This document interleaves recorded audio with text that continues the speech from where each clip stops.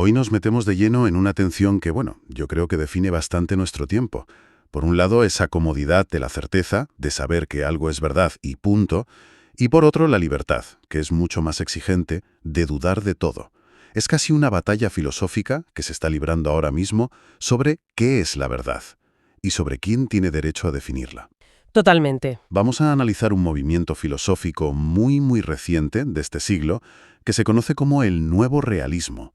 La propuesta en esencia es reinstaurar una verdad objetiva en un mundo que ellos ven pues perdido en el relativismo. Y la gran pregunta es si esto es una solución o es parte del problema. Exacto. Para entenderlo, las fuentes que manejamos hoy ponen sobre la mesa a pensadores como Marcus Gabriel, Maurizio Ferraris, y los enfrentan nada menos que con el padre de la filosofía moderna, René Descartes. Un choque de trenes en toda regla, vamos. Sí, porque nos obliga a preguntarnos cómo pensamos. Y si la filosofía debe ser una herramienta para liberarnos o para decirnos cómo son las cosas. Justo. Ahí quería llegar.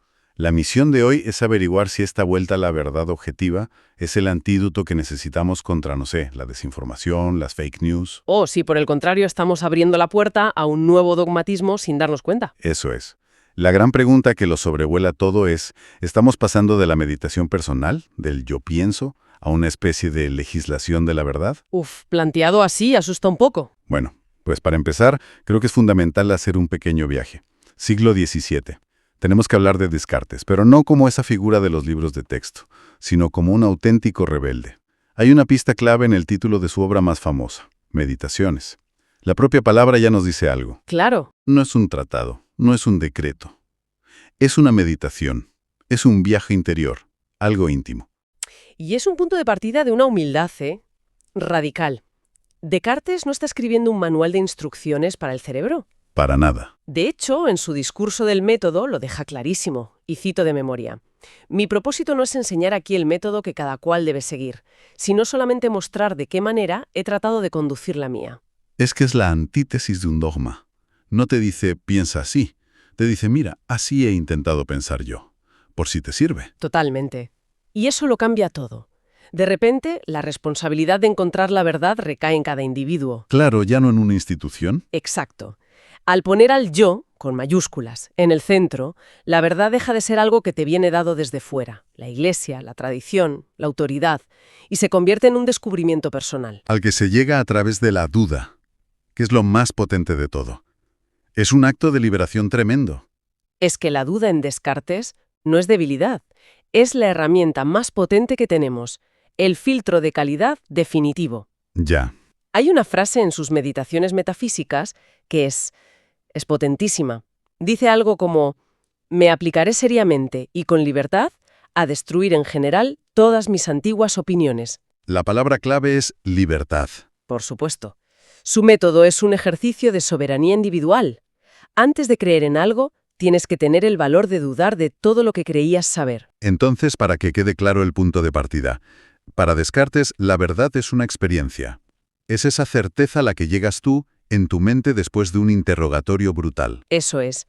El método es humilde porque el único juez eres tú y tu razón. No hay una autoridad externa que te valide. Vale. Con esa idea en mente, vamos a dar un salto de casi 400 años. Aterrizamos en el siglo XXI y nos encontramos con este nuevo realismo, y una de sus figuras, el filósofo alemán Marcus Gabriel. Y su idea principal es, como mínimo, llamativa. Propone que el pensamiento es un sentido más, como la vista o el oído. Exacto. Suena muy científico, ¿verdad? Casi biológico. Sí. Gabriel afirma algo así como que el pensamiento es un sentido que capta pensamientos, y esos pensamientos son hechos. Nos ponen en contacto con la realidad tal como es. O sea, pensar no es interpretar, es percibir. Un momento. A ver, a primera vista esto parece una solución potentísima para el problema de la posverdad, las fake news. Claro. La idea de que hay hechos objetivos que nuestro pensamiento simplemente ve es hasta tranquilizadora. Un acceso directo a la verdad. ¿Qué podría salir mal? Me alegro de que lo plantees así porque esa es exactamente la seducción de su propuesta. Ofrece certeza. Ya. Pero aquí es donde, si rascamos un poco, la cosa se complica. Pensemos en las consecuencias. Si pensar es como ver, y la verdad es un hecho objetivo que está ahí, como una mesa en una habitación, ¿qué ocurre cuando alguien no está de acuerdo contigo? Pues si la mesa está ahí y yo digo que no la veo, Exacto. No es que tengas una opinión diferente, es que tienes un problema de visión. ah, Y eso es lo que implica el sistema de Gabriel. El disenso, el no estar de acuerdo, deja de ser una perspectiva válida para convertirse en una disfunción cognitiva. ostras, Quien no ve la verdad objetiva que el filósofo ha señalado no es un oponente en un debate, es alguien cuyo sentido del pensamiento está, pues, averiado. ostras, eso es fuerte. Es una forma de ganar cualquier discusión antes de empezarla. Por supuesto. No debato contigo, simplemente te diagnostico un fallo. Es el has probado apagar y volver a encender tu cerebro de la filosofía. Es increíblemente eficaz. Se invalida al otro sin necesidad de argumentar. Se le dice, lo siento, no estás viendo la realidad, tu aparato no funciona, y se acabó el debate. Entonces, si lo entiendo bien, estamos dándole la vuelta por completo a la frase de Descartes. Totalmente. En lugar de pienso, luego existo, donde el sujeto es el protagonista, sería algo como la verdad existe, así que más te vale pensarla correctamente. Has dado en el clavo. Es una inversión total. El sujeto ya no es el soberano que construye su certeza desde la duda, No, sino un receptor que debe sintonizar correctamente con una verdad que ya está ahí fuera, predefinida. Se nos quita el poder. y entiendo que Gabriel no está solo en esto, es parte de una corriente más amplia. Y, en cierto modo, legislar la realidad. Ujú. Por ejemplo, otro de los fundadores del movimiento, el italiano Maurizio Ferraris, habla de la inemendabilidad de la realidad. Inemendabilidad. Suena complicado. Pero la idea es muy simple. Significa que hay cosas que no se pueden corregir o reinterpretar con el pensamiento. Ah, vale. Una hipoteca es una hipoteca. Una factura es una factura. La realidad es cerca. Suena a puro sentido común y en parte lo es, pero el truco está en que al enfatizar tanto el objeto, se minimiza el papel del sujeto. Entiendo. La conciencia, la interpretación, todo eso pasa a un segundo plano. Eso es, frente a la supuesta brutalidad del hecho. Entiendo. La realidad se convierte en un muro contra el que nuestra mente solo puede chocar, ¿no? No dialogar. Justo. Y este patrón de pensamiento, donde una verdad externa se impone y solo unos pocos expertos tienen la clave, esto me suena peligrosamente familiar. Totalmente. ¿No hemos visto algo parecido antes en la historia de la filosofía? Sí, sí. Me viene a la cabeza el espíritu absoluto de Hegel. Esa idea de que la historia tiene su propia lógica, un guión que avanza solo. Y nosotros somos meros actores. Exacto. O, llevándolo a un extremo mucho más oscuro, me recuerda a la filosofía de Giovanni Gentile, que fue el gran ideólogo del fascismo de Mussolini. La conexión no es casual. Comparten un mecanismo muy parecido que funciona en dos pasos. El primer paso es el disfraz. Se presentan con un lenguaje que suena abierto, plural. Vale. Gabriel habla de infinitos campos de sentido, como si todo valiera. Ferraris apela al sentido común, algo que todos compartimos.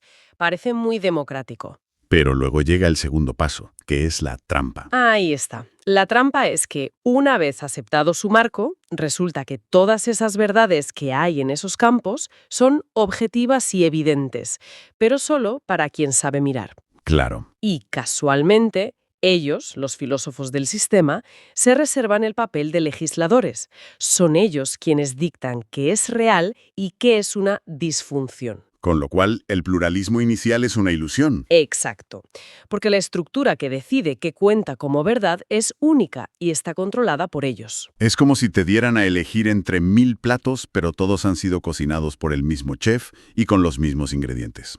Qué buena analogía. La libertad es aparente. Es una libertad vigilada. En el fondo, tanto en Hegel como en Gentile, como en estos nuevos realistas, hay un desprecio por la meditación individual, por la duda cartesiana. La consideran un obstáculo. Un ruido que impide que la gran verdad, ya sea el espíritu, el estado o el hecho objetivo, se manifieste. El sujeto que piensa y que duda es el enemigo a batir. Vale. Creo que para que la audiencia lo vea con total claridad, podríamos poner los dos modelos cara a cara. Hagamos una comparación directa. Si empezamos por el concepto de verdad. ¿Perfecto? Por un lado, tienes a Descartes. Para él, la verdad es una experiencia personal, Una certeza clara y distinta que alcanzas en la intimidad de tu mente. Subjetiva e intransferible. Exacto. Para los nuevos legisladores, en cambio, la verdad es un hecho objetivo que está ahí fuera, como una piedra. Y tu pensamiento lo capta. Y en Hegel o Gentile. Pues la verdad es una entidad superior. El espíritu, la nación, el Estado. Algo que está por encima de ti y a lo que te debes. Muy claro. Vayamos ahora al método. ¿Cómo se llega a esa verdad? Para Descartes el camino es interior. La meditación, la duda radical, la introspección, un trabajo personal. Para Gabriel el método es casi biológico, un sentido que nos obliga a percibir la realidad tal cual es, te guste o no. Sin elección. Ninguna. Y para los sistemas totalitarios como el de Hegel, el método es la necesidad histórica. La historia avanza y tú avanzas con ella. O te aplasta. El individuo no elige, obedece. Lo que nos lleva al punto más conflictivo, el disenso. ¿Qué pasa con el que no está de acuerdo? Y aquí es donde los dos modelos chocan de frente. En el sistema cartesiano, la duda, el disenso, es el motor. Es un paso fundamental y valioso para alcanzar una verdad más sólida. Dudar es pensar. Mientras que para Gabriel, Para Gabriel, el disenso es una enfermedad, una ceguera cognitiva. Y en los sistemas totalitarios es algo mucho peor. Es una traición al espíritu, un error que debe ser corregido o eliminado. entonces, si unimos todos los puntos, el hilo rojo que conecta a estos nuevos legisladores con los grandes sistemas autoritarios del pasado es ese profundo desprecio por el individuo que duda. Sí. Todos, a su manera, quieren quitarnos la responsabilidad de pensar y darnos una verdad ya cocinada, legislada, desde una posición de autoridad. Ha sintetizado la idea a la perfección. La filosofía, que con Descartes se había convertido en la herramienta definitiva de liberación personal, corre el riesgo de volver a ser lo que era antes. Una herramienta de validación del poder del sistema. Se transforma de una práctica de libertad a una de obediencia. Lo que nos deja en una encrucijada que no puede ser más actual, ¿eh? Por un lado tenemos la promesa de certeza que ofrecen estos nuevos realismos. Y hay que admitir que es una promesa muy tentadora en una era de caos informativo, de fake news. Es muy seductor, claro. Que alguien venga y te diga, tranquilo, la verdad es esta y punto. Exacto. Es el refugio de la certeza.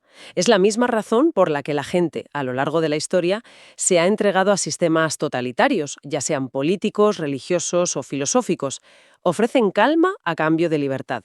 Te quitan la ansiedad de tener que decidir por ti mismo qué es verdad. Pero claro, por otro lado está la libertad de la duda cartesiana.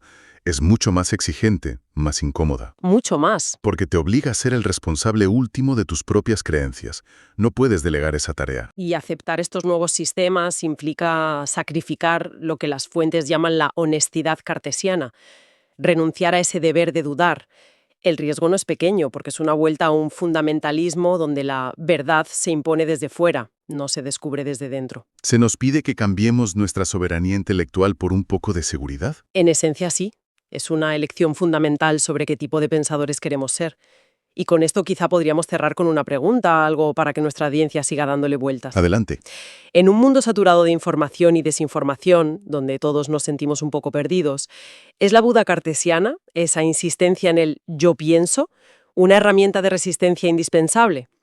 ¿O se ha convertido en un lujo que ya no podemos permitirnos? Y la pregunta más importante, si abandonamos a nuestro yo como el árbitro final de la verdad, ¿quién o qué estamos invitando a ocupar su lugar?